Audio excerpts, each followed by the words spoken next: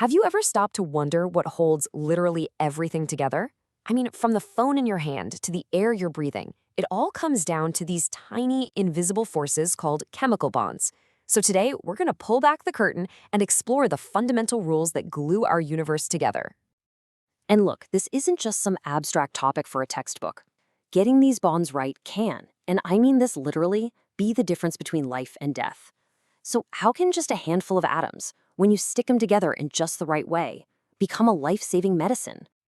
Meet cisplatin. This molecule right here is a powerhouse chemotherapy drug that has saved countless lives. So what's its secret? It's all in the bonds.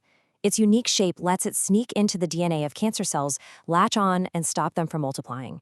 It's a perfect, and I mean perfect, example of how understanding inorganic chemistry leads to incredible breakthroughs.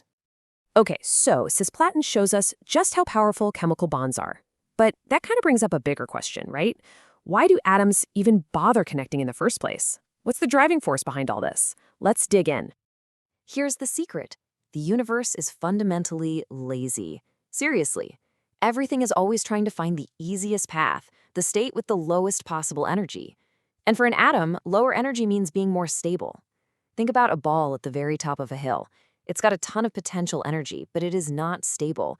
It wants nothing more than to roll down to the valley where it can just chill out. Well, atoms feel the exact same way.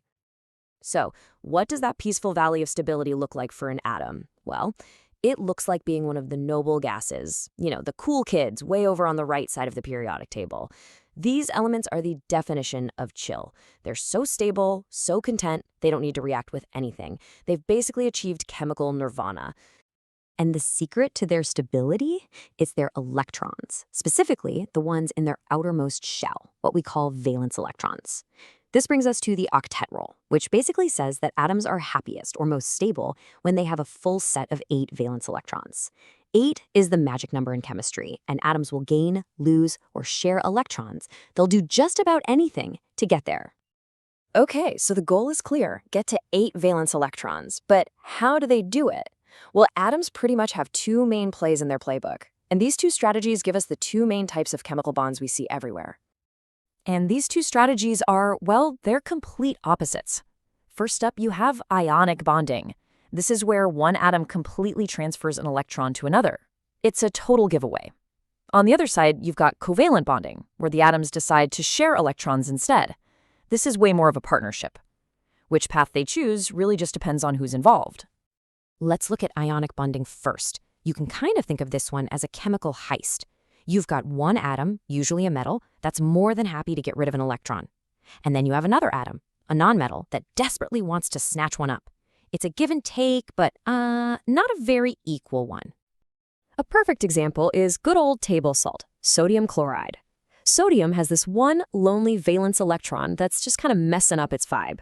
Chlorine, on the other hand, is just one electron away from that perfect octet. It's a match made in heaven. So sodium just hands its electron over. Now they're both charged particles, called ions. Sodium is positive, chlorine is negative, and, well, you know what they say about opposites? They attract. And boom, that attraction is the ionic bond. But what happens when you have 2 atoms and they both want electrons, but neither is willing to give any up? It's a standoff, a chemical stalemate. So what's the solution? Well, if you can't take an electron, you've got to cooperate. You have to share. And water is the absolute best example of this teamwork. Oxygen needs 2 more electrons to get to its octet. Each hydrogen atom needs 1 more to complete its shell. So they make a deal. Oxygen shares one of its electrons with each of the hydrogens, and each hydrogen shares its 1 electron back with oxygen. Everybody wins. All the atoms feel stable, just like a noble gas. So, we've got the theory down, right? Ionic is a transfer, covalent is sharing. Now let's get our hands dirty. How do we actually visualize all this on paper? We use something called a Lewis structure. Think of it like learning to draw the blueprints for the entire molecular world. And the very first building block is the Lewis symbol. And don't worry, it's super easy. You just write down the element symbol from the periodic table, then you draw its valence electrons as little dots around it. For example, carbon is in group 14, so it has 4 valence electrons. You just draw 4 dots around the letter C. It's a really quick way to see what each atom is bringing to the party. All right, let's put it all together and build a molecule, carbon tetrachloride. First things first, we got to figure out our total electron budget.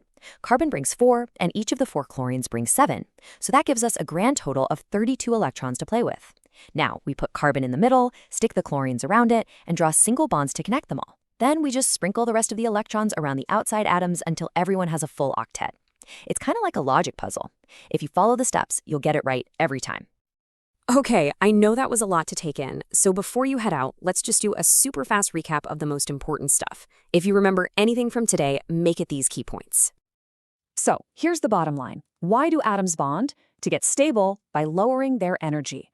What's their main goal? The octet rule, getting those 8 valence electrons.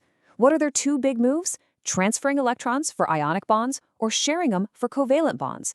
And how do we map it all out? With Lewis structures. Got it? Awesome. So, we've looked at the 2 extremes of bonding, right? The complete giveaway in ionic bonds and the perfect equal partnership in covalent bonds. But what about all the space in between? What happens when 2 atoms share, but one of them is a little more greedy than the other? Well, that's when things get really interesting. But that is a story for next time.